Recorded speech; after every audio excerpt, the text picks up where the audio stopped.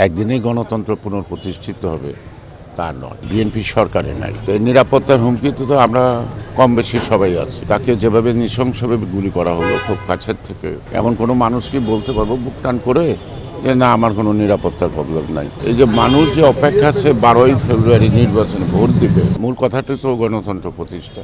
নির্বাচন সুষ্ঠুভাবে যদি সম্পন্ন হয় তাহলে গণতন্ত্রে উত্তরণের পথ সৃষ্টি হবে, সূচনা হবে।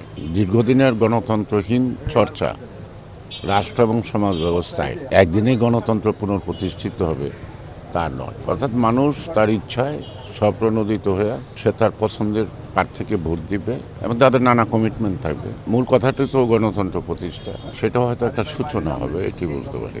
কী পরিমাণ মানুষ সমাগম হবে সেটার জন্য ওই দিন পর্যন্ত অপেক্ষা করতে হবে দেখার জন্য। দলের প্রস্তুতির ব্যাপার না, মানুষ প্রস্তুত, তারা অপেক্ষায় আছে, তারা যাবে। সেখানে দল কি করলো কতটুকু করলো তার উপর নির্ভর করে না, নির্ভর করে দীর্ঘ প্রতীক্ষায় মানুষ তার আগমনের জন্য অপেক্ষা করছে।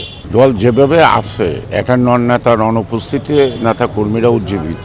আধুনিক প্রযুক্তির মাধ্যমে তিনি দীর্ঘদিন দলের নেতা কর্মীদেরকে নিয়ে আন্দোলন সংগ্রাম করার একটা পর্যায়ে, এটা সফলতার পর্যায়ে। তার উপস্থিতিতে এটা আরো সুন্দর, আরো সৃজনশীল হবে। কিছু দোষ ত্রুটি থাকলে সেগুলোই ত্রুটিমুক্ত হবে।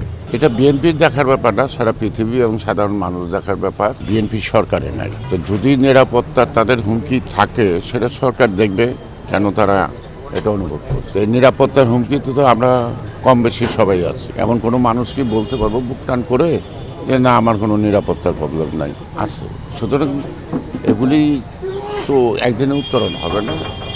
আর নিরাপত্তা বিঘ্নিত করা মানুষের, এটার পিছনেও তো উদ্দেশ্য আছে। সেই উদ্দেশ্যটা একটাই, এই যে মানুষ যে অপেক্ষা আছে 12ই ফেব্রুয়ারি নির্বাচনে ভোট দিবে, সেই ভোটটাকে নস্যাৎ বা বানচাল করার জন্য একটা চক্র কাজ করছে। সেটা যদিও দৃশ্যমান না, তবে পর্যায়ক্রমে এগুলি দৃশ্যমান হবে। যেমন একজন তরুণ নেতা, সেটা প্রার্থী, তাকে যেভাবে নৃশংসভাবে গুলি করা হলো খুব কাছের থেকে। সুতরাং এটা কি বার্তা দেয়? এই বার্তা দেয় প্রত্যেকটা মানুষকে যেমন ঘটনা ঘটতে পারে।